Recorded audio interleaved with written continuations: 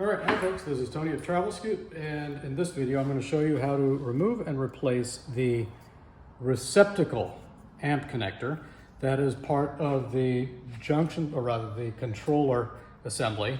On the rare occasion that this actually fails. This is not a standard repair, but it's simple enough and it's very similar to replacing the connector, the corresponding connector on the battery. So the tools that you'll need for this is a pointy utensil, a small nail, a stout pin. This is a dental pick, an old one, thankfully. Not recently used for dental work, but anyway. And then my most important tool, a pair of cheaters. Insert your pointy tool in here to press the lever and pull, and you can release it. Once I get this connector completely off, I'll show you, we'll try to do a close-up of that trigger, that locking lever.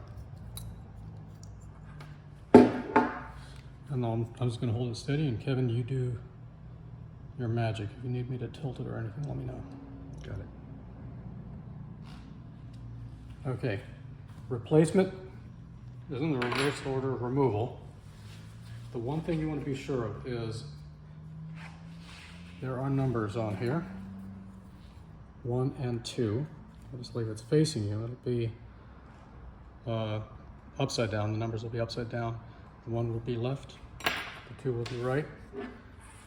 Take your metal terminal. Red goes to number 1. This is critical. And insert. As you can tell, the lock block of this is actually on the bottom here, but you can tell with this raised portion it's inserted towards the amp logo.